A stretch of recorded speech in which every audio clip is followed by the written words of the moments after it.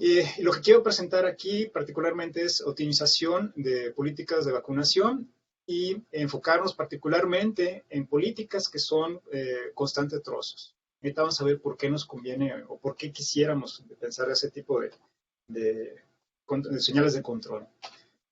Bueno, pues para fijar ideas que quisiera empezar con un modelito de juguete y ver cómo se modela la vacunación. Bueno, pues en epidemias, el modelo base, el modelo bloque con lo que uno tiene que empezar es el CIR. Este también se le conoce como el modelo Kemmer-McKendrick. Es data de los 1800 y es muy estudiado. Es como el modelo canónico de epidemiología matemática. Entonces considera tres clases: susceptible, infectado y recuperado, y las modela como ecuaciones diferenciales, S y R.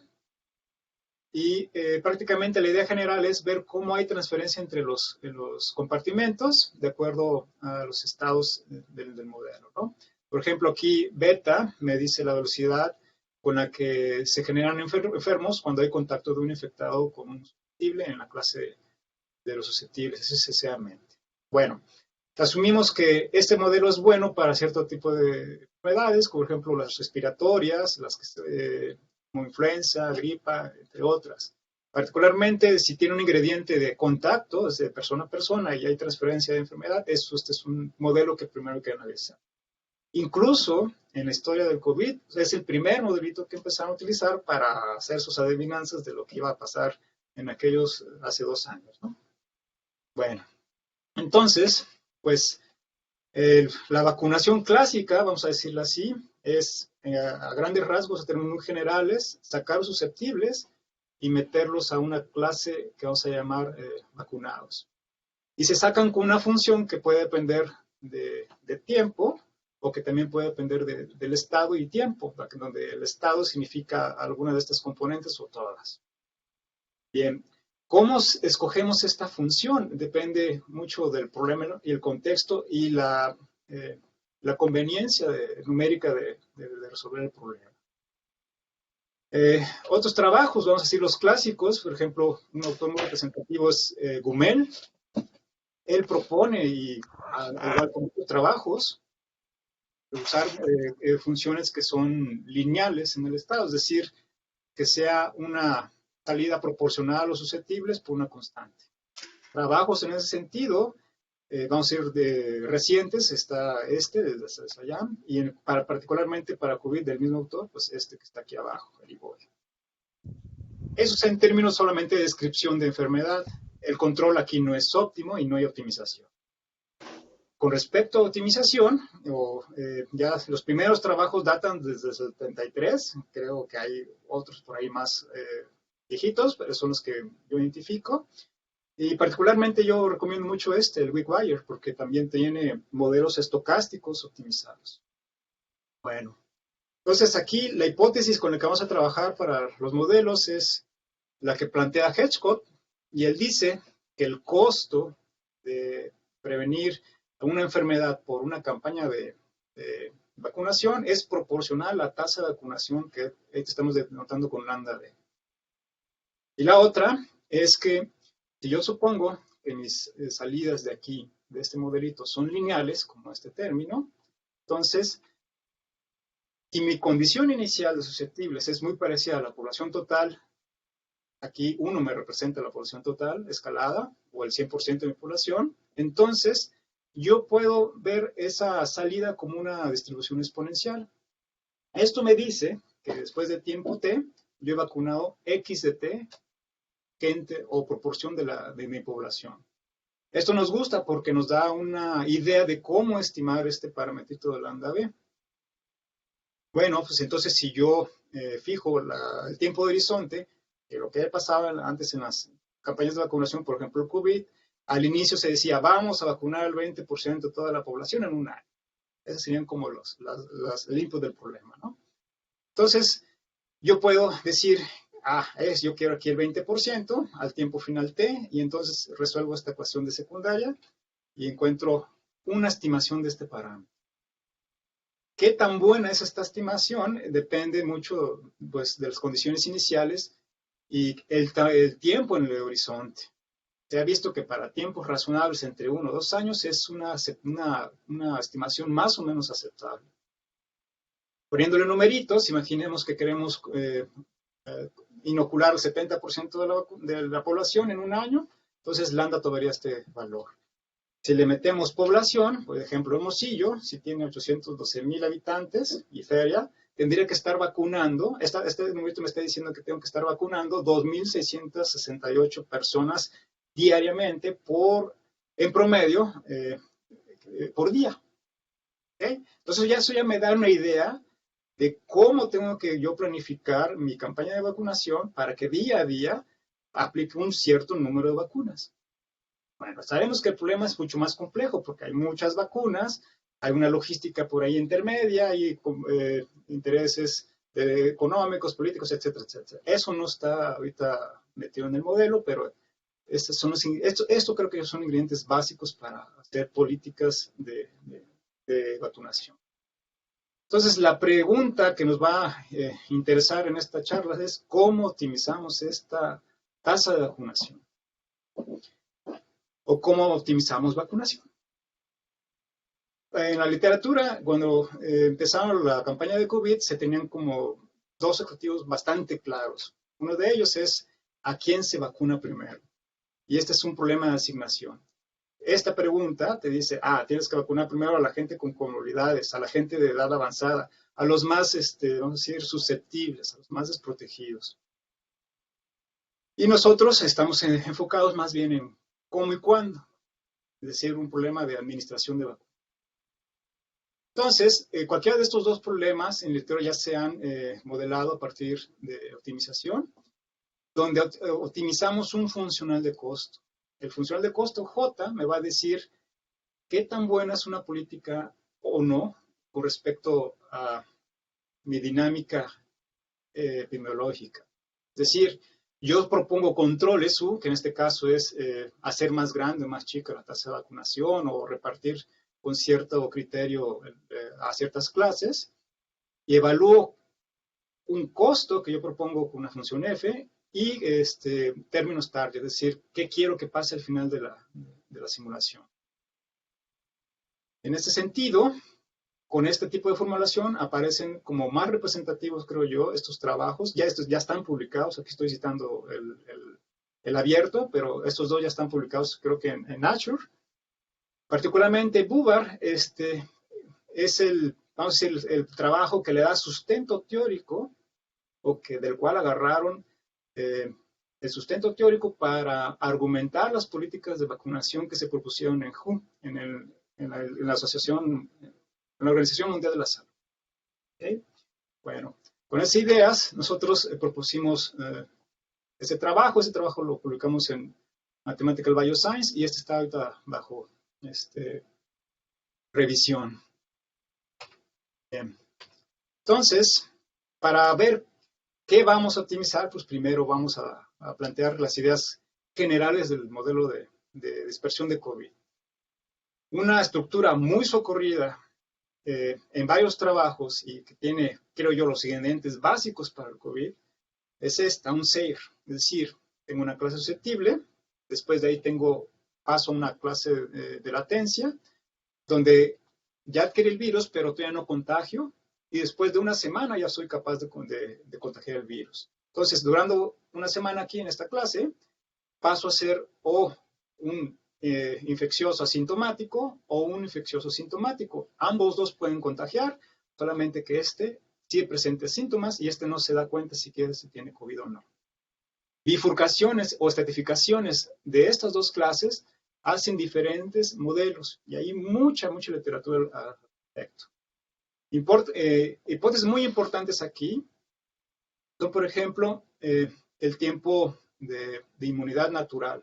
Con eso nos referimos a que si ya adquiriste COVID, ya sea porque fuiste un asintomático o un sintomático, tu sistema inmune puede generar inmunidad, pero inmunidad finita, es decir, después de 6 meses, 8 meses, vuelvo otra vez a ser susceptible y puedo adquirir otra vez la enfermedad.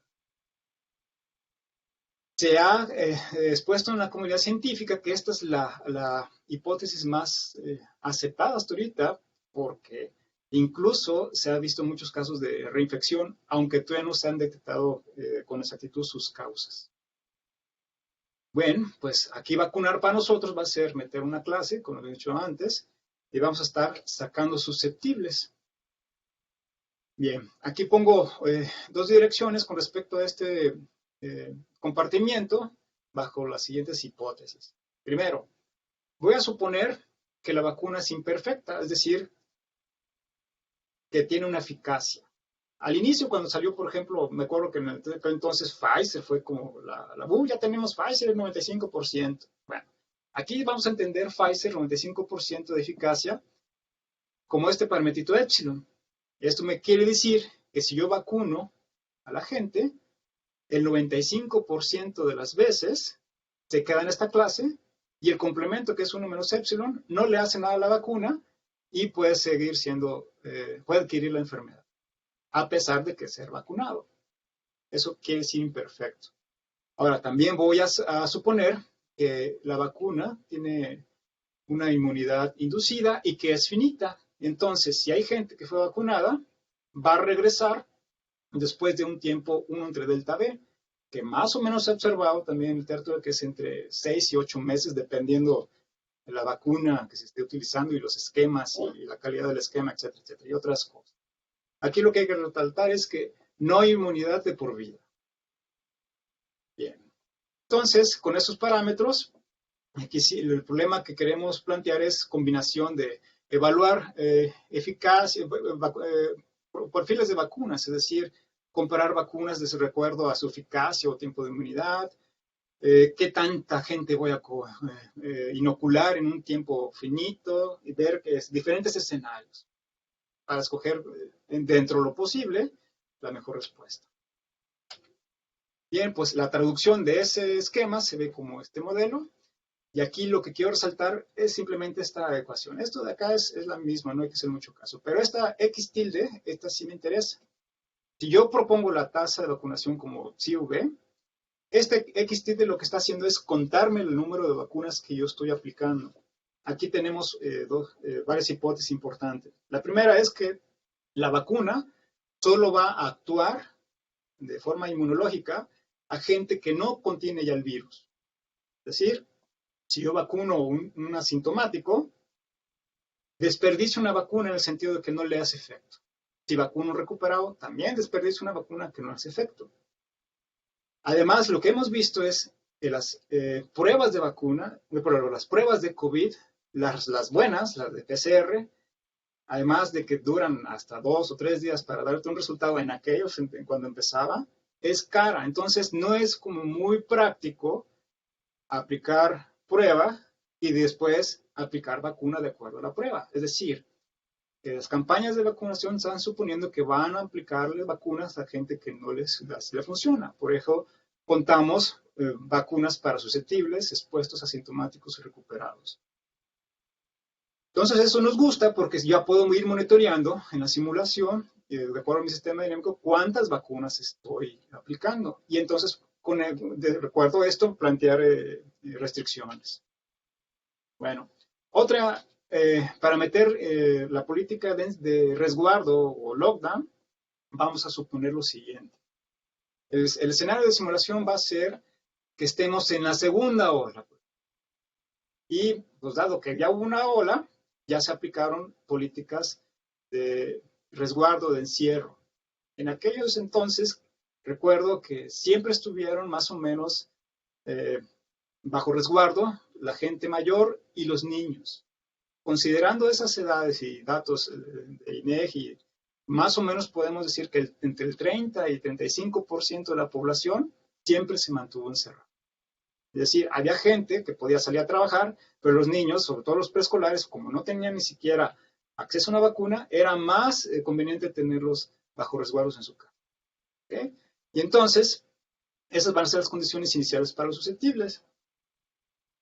Y voy a dividir en condiciones iniciales gente que va a estar saliendo, es decir, que pueda ir a trabajar, pues toma sus actividades, y gente que se está en resguardo. Y esta gente que está en resguardo va a poder salir del lockdown una vez que se aplique la campaña de vacunación.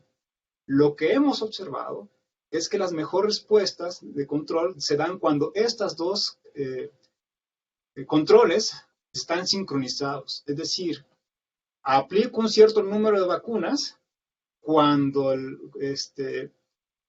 mismo tiempo que voy sacando un cierto número de gente. Si hay muchos infectados, no me conviene sacar mucha gente. Me conviene aplicar muchas vacunas. Y una vez que haya bajado en cierta medida el brote, entonces sí ya puedo ir sacar paulatinamente y ordenado más gente. Creo que es más o menos natural pensarlo de esa forma. Bueno, pues ahora vamos a considerar este modelo en el que tiene, además de vacunación, tiene resguardo y una clase para hospitalización. Y vamos a poner condiciones con respecto a estos compartimentos. El modelo se ve así y pues volvemos a lo mismo. Lo que hay que resaltar aquí es cuál va a ser el contador de vacunas.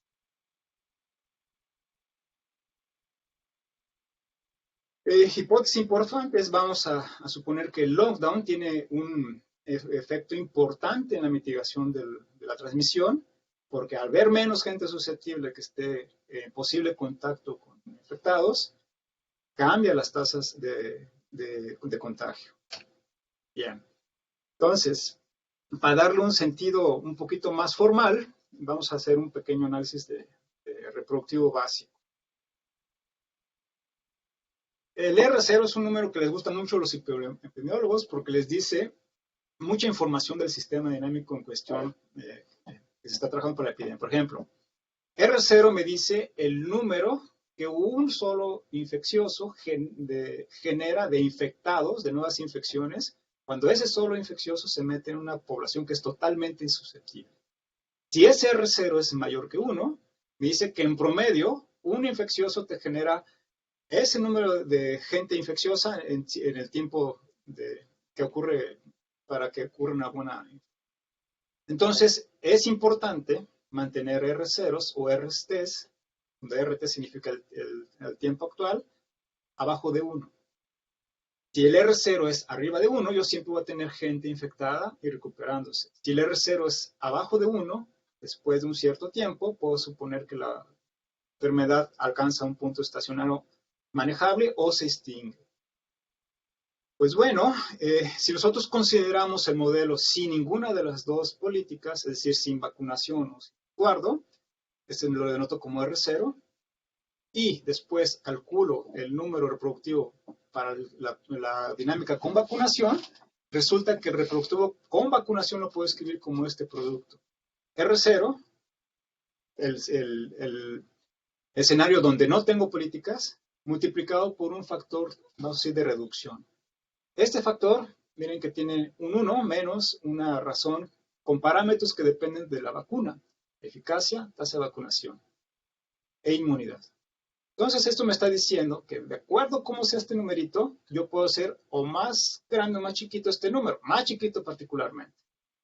Es decir, si considero eficacias que estén entre 0 y 1 y valores de tasa de vacunación manejables, podría más o menos controlar el R0 cuando no hay vacunación, antes de la vacunación.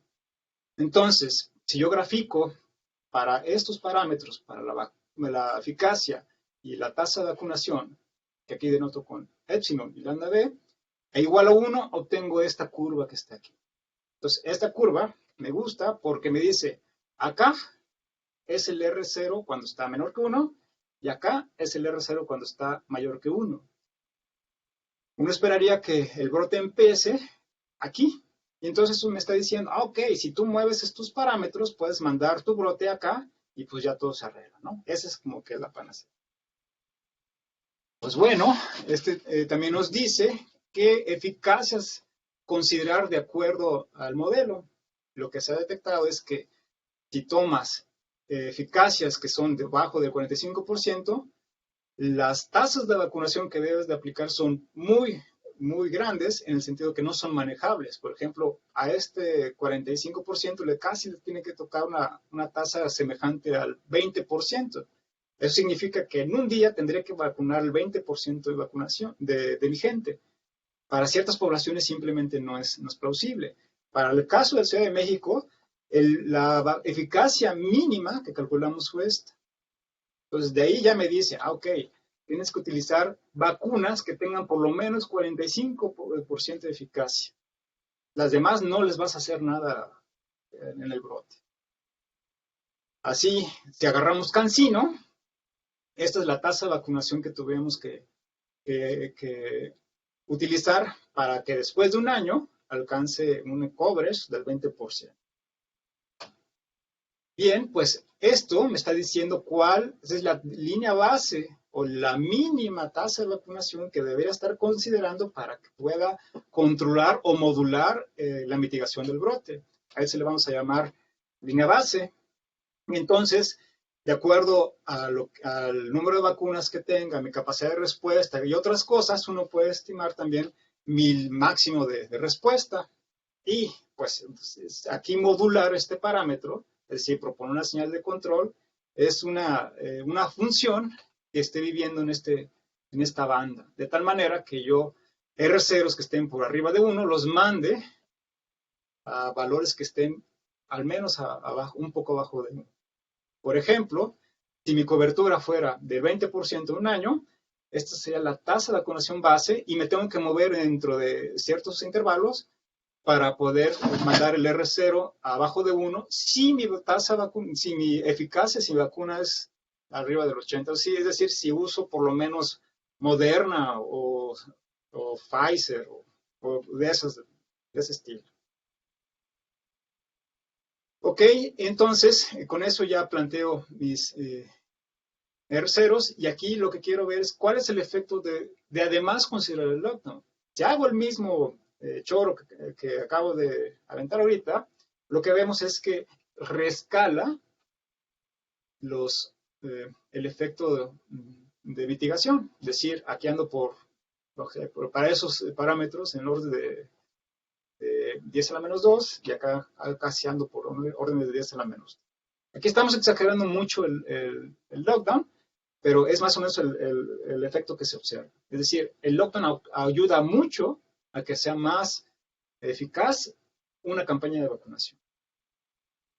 Bueno, pues de acuerdo al esquema que acabamos de presentar, el problema se plantea de la siguiente forma. Dado este sistema dinámico, yo voy a modular las tasas de vacunación con controles V y UL para V para la vacunación y UL para la salida de los que están encerrados.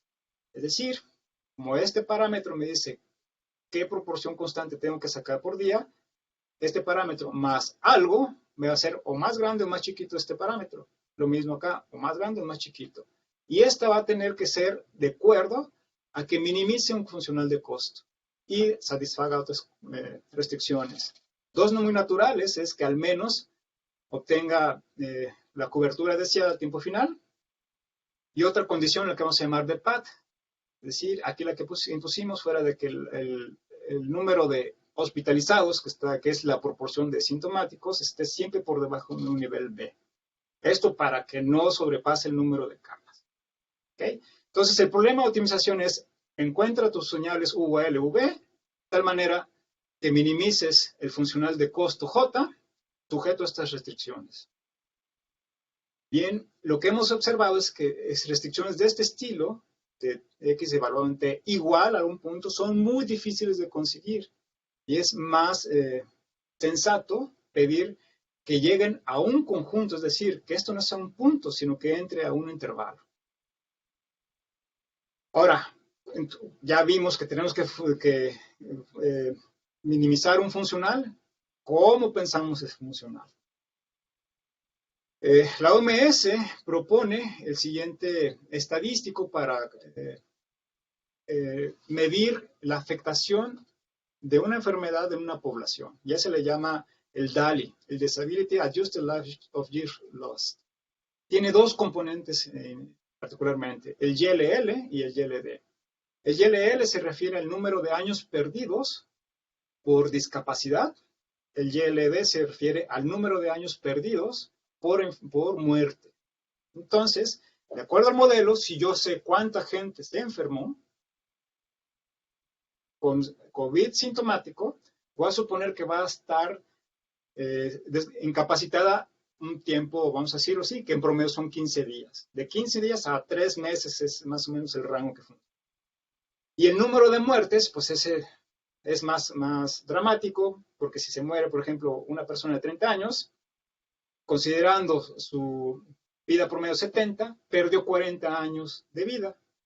Eso si lo traducimos a fuerza laboral o tiempo de trabajo, nos está cuantificando qué tanto se pierde por enfermedad. Entonces, vamos a utilizar estos dos términos y vamos a formular el funcional de costo de esa forma.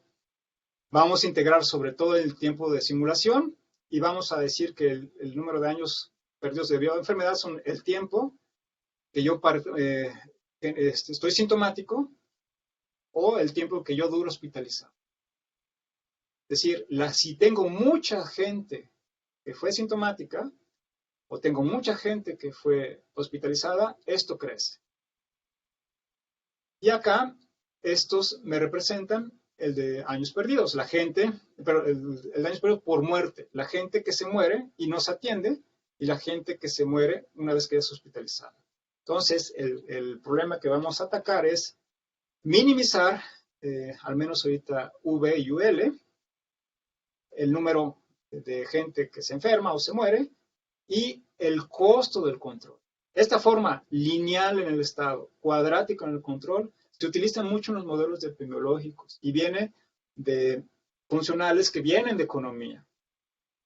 El usar estos cuadráticos es muy, vamos a decirlo así, es el primero que uno usualmente propone. No hay una razón particular, pero es una buena idea en el sentido de que si uno hace la hipótesis de que el costo de aplicación de una política no es linealmente proporcional a su beneficio, sino cuadrático, me está diciendo que no necesariamente voy a tener beneficios si aumento los niveles en los que actúo mi política.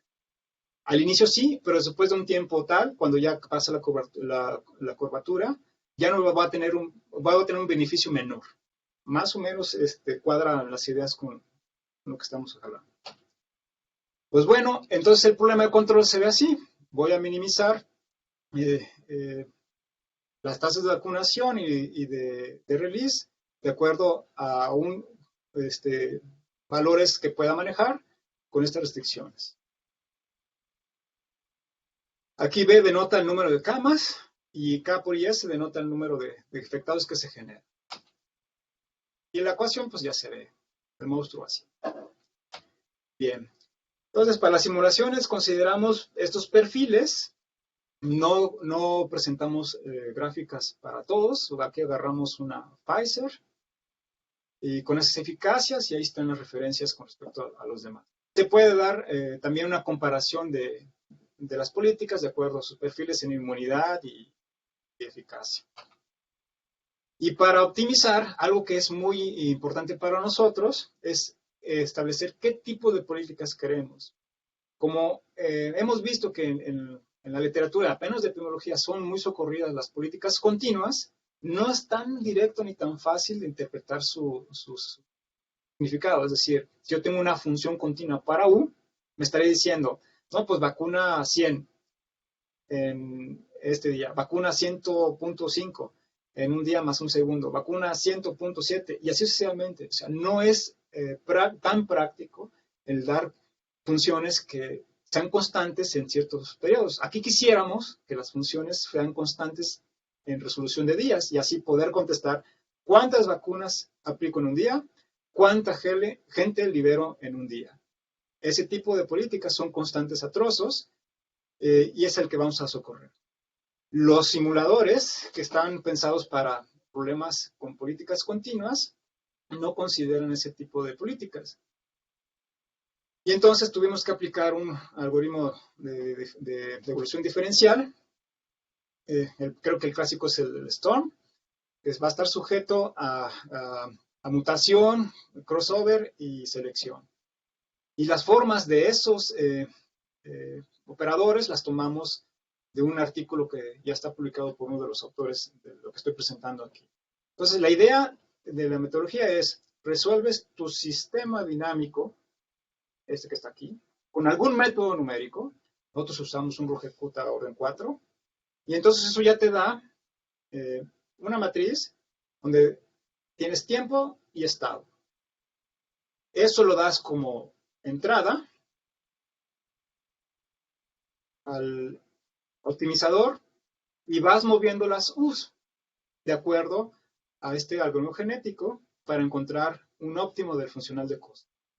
Es decir, transformamos un problema de optimización a tiempo continuo, sujeto a un sistema dinámico, en un problema casi lineal de optimización. Bueno, pues aquí presento las señales de control que se obtienen con ese método.